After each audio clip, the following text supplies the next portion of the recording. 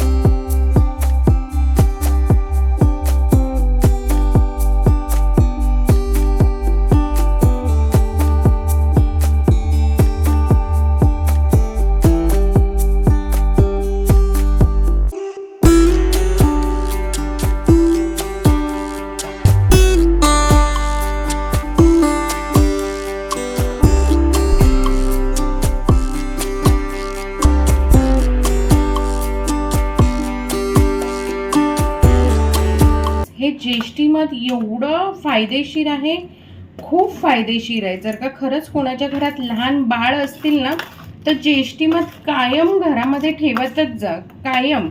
कारण का सर्दी झाली लहानांना तर खूपच गरजेची आहे, पण मोठ्यांना सुद्धा गरजेची आहे। घशाचा जो काही त्रास असेल तर तो बरा होतो। लहान मुलांना सर्दी वगैरे झाली असेल आणि ज्येष्ठी मध आपण थोडंसं त्यांना लावलं किंवा पाजलं तर त्यांची सर्दी बरी होते। आणि मोठ्यांच्या घशासाठी तर खूप फायदेशीर आहे, म्हणून आपला जो ज्येष्ठी मध जो चहामध्ये पडतो ना, तर तो फायदेशीरच ठरतो गळ्यासाठी पण। आणि बडीशेप पण आहे, तुम्ही बघितलं तर बडीशेप पण आहे ना, पोटासाठी थंडावा देते।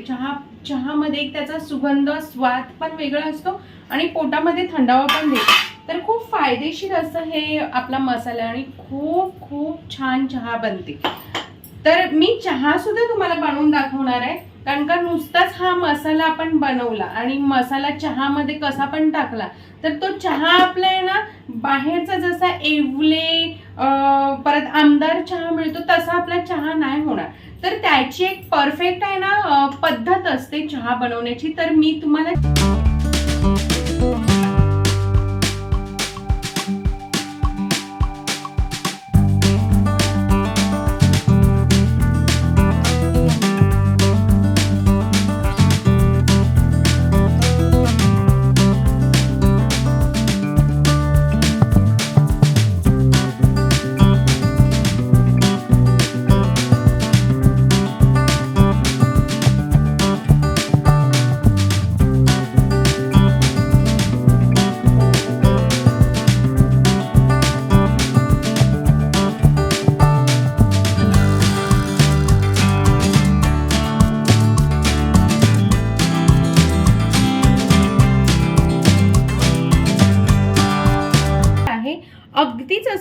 बारीक म्हणजे बोलतात ना एकदम बारीक नाही झाला तरी चालेल, कारण का आपण चहा गाळून घेतो तर अशा पद्धतीने राहिला तरी चालेल. आता हा मसाला मी पहिल्यांदा काचेच्या बरणीमध्ये भरून घेते. फ्रेंड्स, जर का तुम्हाला जास्त महिने हा मसाला टिकवायचा असेल ना तर शक्यतो काचेची बरणी यूज करा. काचेची बरणी आणि हवा बंद जे झाकण असेल ना ती बरणी यूज करा, तर तुमचा मसाला 6 ते 8 महिने खूप छान पद्धतीने सुगंध न उडता तो मस्त टिकून राहतो. तर आता मी पहिल्यांदा हे भरून ठेवते. आणि हाच मसाला फ्रेंड्स तुम्ही बाहेर घ्यायला गेला तर खूप महाग मिळतो. हा मसाला तुम्ही घरी केला तर हा तुम्ही बाहेर सेल करून पैसे कमावू शकता, किंवा घरी पाहुणे कोणी आले असतील तर ते तुमचा चहा पिऊन तर अगदीच खुश होऊन जातील. आणि आपल्या घरामधली जी मंडळी असते, चहा सकाळी संध्याकाळी त्यांना असा मस्त मसालेवाला चहा दिला तर आ हा हा हा, काय बातच नाही मग त्याची. तर फ्रेंड्स, चहाचा मसाला माझा झालेला आहे. ही बघा, ही बरणी भरून पूर्ण मसाला झालेला आहे. हा आरामात 3 ते 4 महिने आरामात हा मसाला जातो आणि एवढा सुंदर मसाला लागतो, एवढा छान चहा बनतो ह्याचा.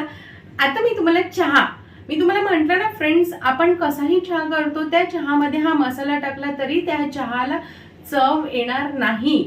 तर आपल्याला परफेक्ट एवले आणि अमृततुल्य किंवा आमदार चहा ह्याची परफेक्ट टेस्ट पाहिजे असेल ना तर ती पद्धत कशी आहे चहा करण्याची ती मी तुम्हाला दाखवते. चला फ्रेंड्स, आता तुम्हाला चहा मस्त मी करून दाखवते. आणि हे बघा, मला 4 माणसांची आता चहा बनवायची आहे. आई, बाबा, मी, रवी, असं 4 जण आम्ही चहा पिणार. तर हा आमचा कप आहे. कपच्या मेजरमेंट नुसार दाखवते. 4 कप चहासाठी हा कप मी 2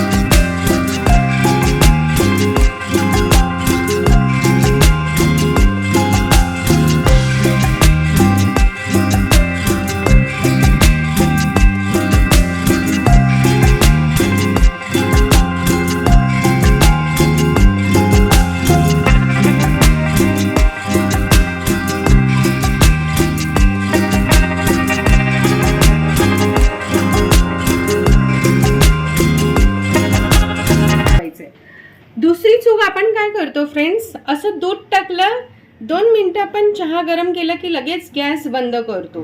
ही आपली सेकंड चूक असते. असं नाही करायचंय.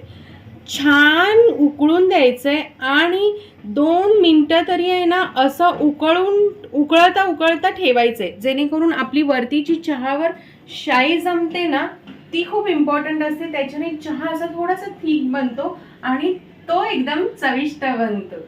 तर आपण हा चहा असाच थोडासा उकळवायला ठेवायचा.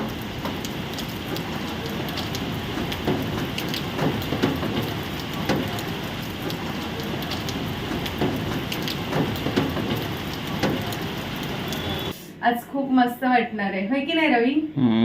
वातावरण पण छान आहे. वातावरण एवढं छान आहे ना बाहेरचं, असं गारवा गारवा झाला आणि पाऊस भरपूर पाऊस पडतोय. पाऊस पडला पण पाहिजे कारण का पाणी शॉर्टेज होतं पाण्याचं, नंतर भरपूर पाणी, खूप त्रास होतो पाण्याचा, त्याच्यामुळे पाऊस पडलाच पाहिजे. फ्रेंड्स बघा आपला चहा मस्त कळतोय आणि बघा ह्या पद्धतीची ना इथे शाई अशी जी जमते आहे ना, ती शाई अशी जमणं खूप गरजेचं आहे. बघा हे बघा चहा छान कडलेला आहे मस्त. आणि आता ह्या स्टेजला फ्रेंड्स माझ्याकडे हा छोटा स्पून आहे. हे बघा हा छोटा स्पून जो आहे, तर हा छोटा स्पून 4 कप चहासाठी हा 1 स्पून बरोबर मी हा मसाला ॲड करणार आहे. मस्त आपण मसाला ॲड केलेला आहे. आता 1-1.5 मिनिटं आपल्याला मस्त चहा उकळवून घ्यायचा